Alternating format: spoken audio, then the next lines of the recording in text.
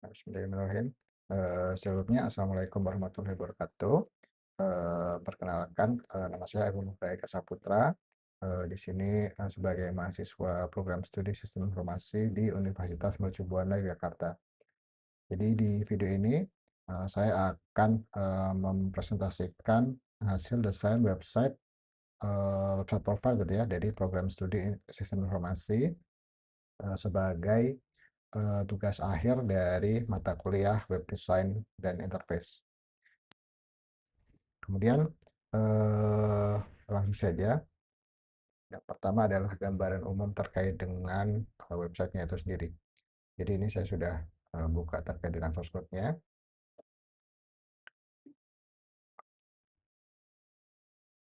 Jadi dari secara gambaran umum, jadi sistem website ini adalah gabungan dari beberapa page-page HTML yang sudah saling terhubung gitu. Jadi tidak terpisah-pisah, tapi sudah terstruktur dan terhubung satu sama lainnya.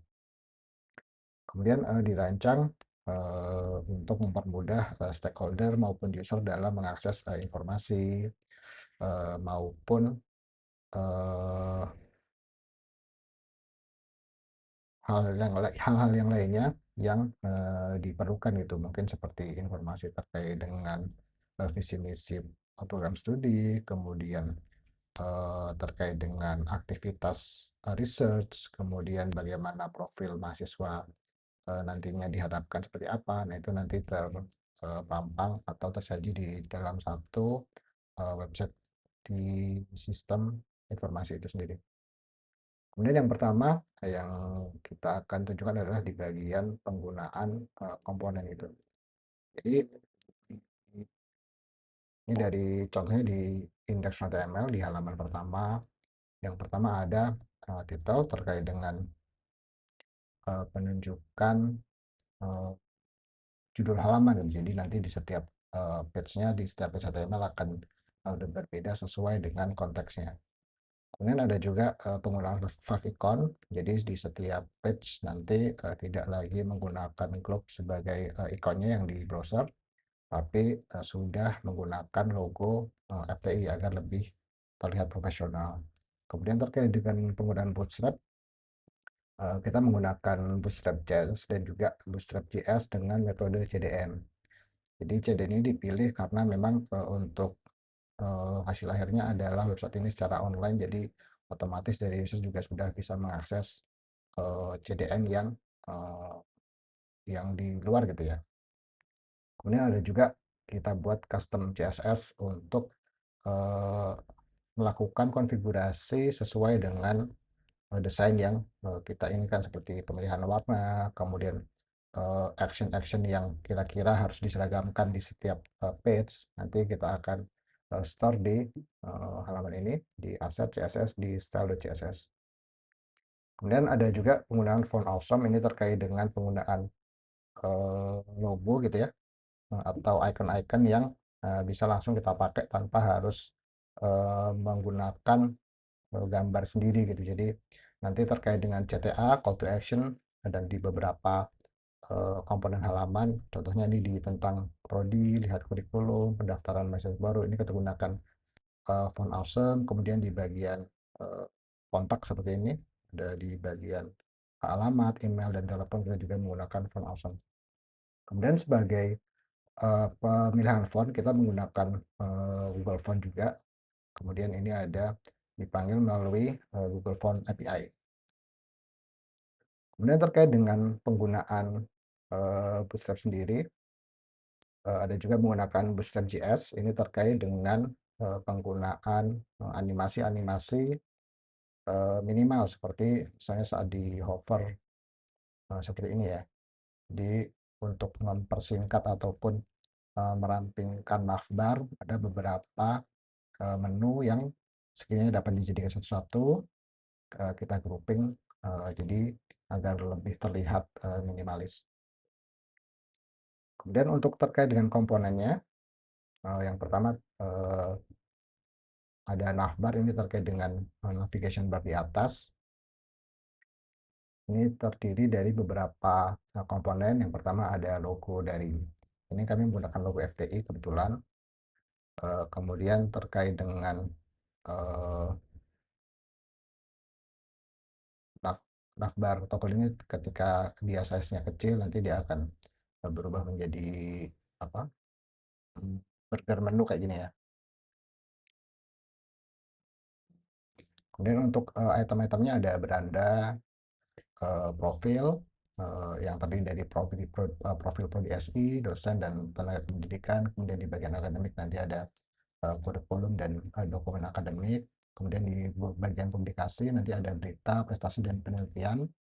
Kemudian ada juga page kerjasama, kontak, dan juga yang terakhir ada eh, page PMB. Yang ini kita menggunakan iframe, langsung kita memanggil halaman PMB UNB. Kemudian terkait dengan tab penanda bahwa user sedang di page mana, ini kita aktifkan juga terkait dengan navlinknya aktif. Ini kebetulan sedang di beranda, ini ya. Kemudian ketika di page lain yang misalnya di chartnya seperti ini, kita juga nanti akan menambahkan breadcrumb di bagian atas halaman gitu. Jadi user tahu dia sedang di bagian mana gitu. Kemudian kembali ke beranda terlebih dahulu. Setelah penggunaan navbar, kita juga menggunakan uh, manajemen konten. Di main ini nanti terdiri dari beberapa section tergantung dengan jumlah konten yang akan ditampilkan. Kemudian di bagian bawah nanti kita akan menggunakan footer yang seragam di semua page gitu. Jadi tidak beda-beda antar page satu dan yang lainnya. Mungkin nanti yang berbeda adalah di bagian kontak, karena memang lebih informatif, karena menjadi main apa ya, main POV-nya di halaman kontak itu sendiri. Kemudian terkait dengan komponen bootstrap yang lain, di selain dengan navbar, kemudian footer dan main, kita juga ada menggunakan beberapa komponen seperti grid system untuk pengelolaan konten, kemudian penggunaan button seperti ini ya terkait dengan CTA-nya. Kemudian di beberapa halaman kita menggunakan badge juga, seperti contoh di halaman dosen ini kita menggunakan badge terkait dengan apa ya, mungkin kekhususan dari dosen gitu. Ini hanya dummy aja, seperti misal di Pak Irfan, dia beliau khusus atau sangat ahli di bidang AI dan yang lainnya. Kemudian terkait dengan konsep desain seluruh halaman, sorry. Jadi secara pemilihan warna untuk halaman-halaman ini menggunakan color-color yang ada di logo FTI. Jadi ada, kalau bisa kita tampilkan terkait dengan color palette yang digunakan, ada beberapa. Jadi ada dari logo FTI sendiri ada yang biru utama, kemudian biru kedua, kemudian ada aksen oranye. Kemudian untuk warna-warna yang lainnya adalah warna-warna dasar yang digunakan sebagai background maupun warna teks pada setiap halamannya. Kemudian terkait dengan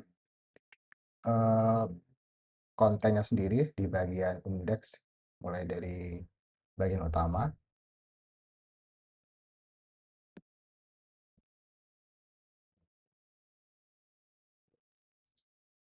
Jadi bagian utama ini terdiri dari halaman hero section sendiri, kemudian ada beberapa halaman berita gitu ya, yang terdiri dari berita-berita terakhir yang diupdate. Jadi ada yang nantinya akan mengarah kepada page berita selanjutnya.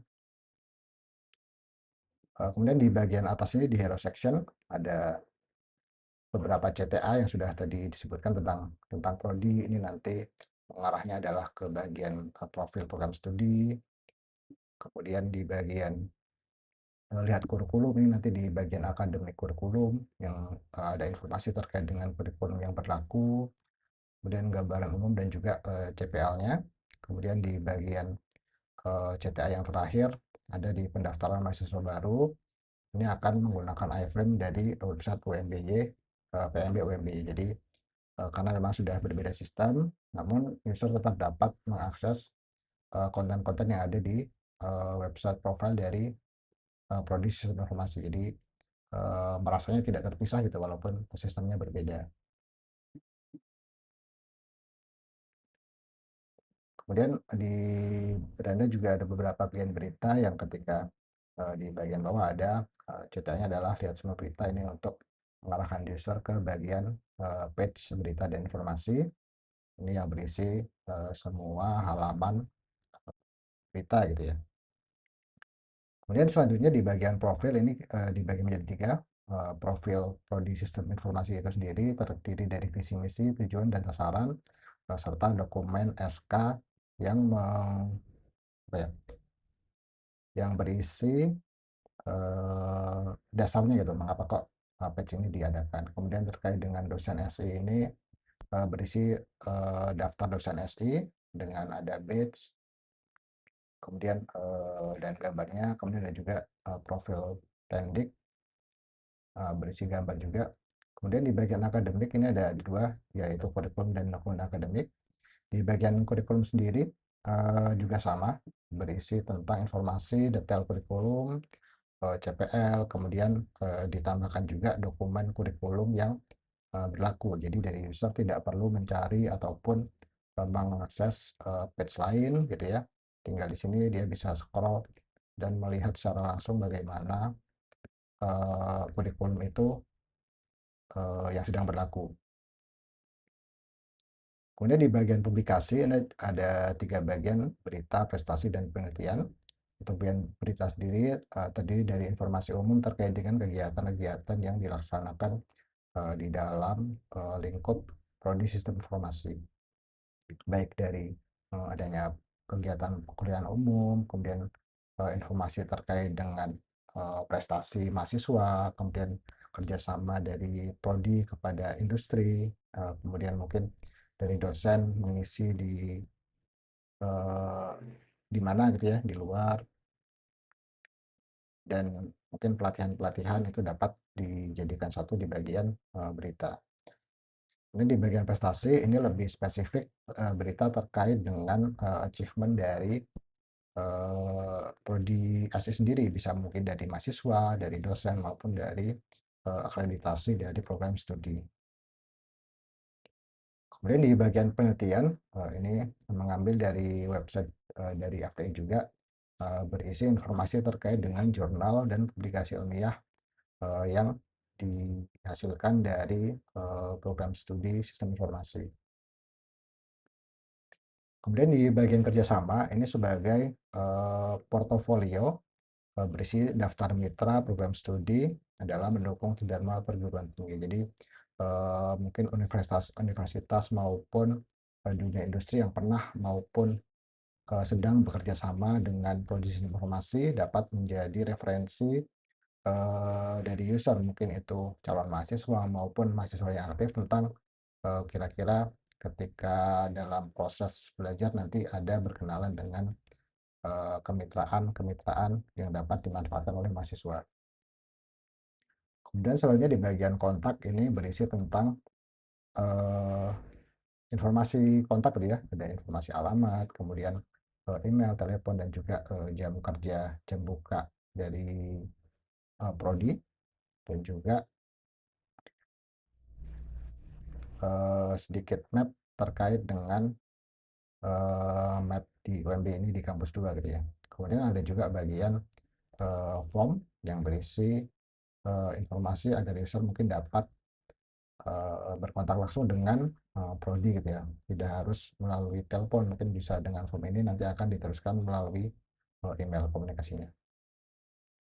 Kemudian di bagian, PMB ini hanya mengambil keyframe dari, eee, ini ya PMB UMBY, cuman nanti user dapat, tetap berinteraksi dengan page UMBY maupun, prodi sistem informasi gitu. Jadi, terlihat, tidak terpisah. Kemudian, dari gambaran umum tadi, beberapa, kelebihan desain dan fitur tambahan gitu ya. Yang pertama, struktur informasinya ini terpusat dan konsisten.